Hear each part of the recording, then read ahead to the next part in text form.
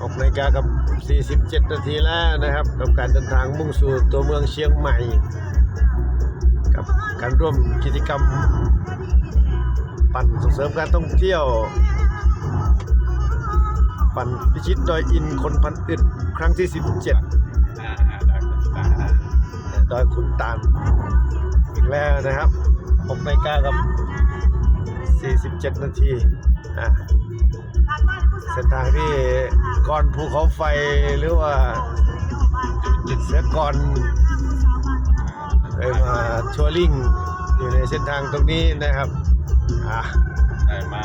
ลอดทางรถไฟใต้วงภูเขาเส้นทางลอดทางโอเคอากาศเย็นๆประมาณ17 องศาไกลที่สุดเลยครับผมอีกประมาณไม่เกิน80 โลเขาใส่แล้วนี่ดอยขุนตาลดอยขุนตาลผมนี่เมืองไม่ไหม้นี่ใช่เหรอเฮ้ยรับเลยเหรอโอ้ใครเข้ามามักจะไม่รอดเลยเนี่ยเฮ้ยจริงเหรอทั้งใหญ่วางกันเหรอพี่ใหญ่พี่ใหญ่แน่นอนนี่คือโชเฟอร์ไม้3นะครับไม้2ก่อนไม้2ก่อนแล้วก็มาเป็นไม้4ดีอยากมีทั้ง5 ไม้ไม้2ไม่ไหวอยากมีทั้ง5 ไม้50 โลเดี้ยงเลยตอนนี้ฟ้าสว่างแล้วยังไงไม้1ได้มา495 กิโลเมตรเจอกาแฟไป1 กล่องทำให้ดีขึ้นลงกึ่งศรีราชาลงกึ่งเขาเขียว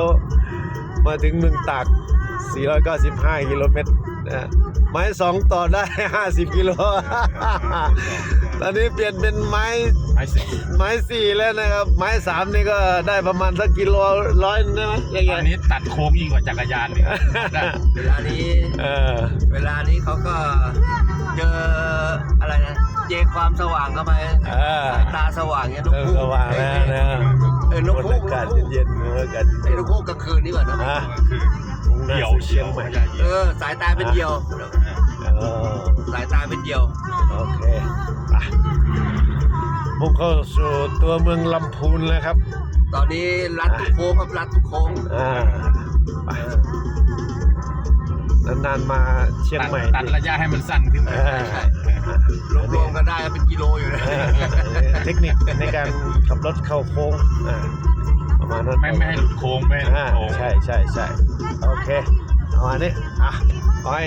ทุกท่านทุกสถานีเดินทางโดยสวัสดิภาพนะครับการจราจรในช่วงเช้าของวันนี้เช้าวันเสาร์ที่7 กุมภาพันธ์ 2569 นะบรรยากาศในช่วงเช้า 6 นาฬิกา 50 นาทีเส้นทางมุ่งสู่ตัวเมืองเชียงใหม่จากลำปางสู่ลำพูนแล้วก็ต่อด้วยเชียงใหม่บรรยากาศประมาณนี้เลยอากาศเย็นยิ่งกว่าเปิดแอร์ที่บ้านอีกประมาณนี้โชคดีทุกท่านทุกสถานี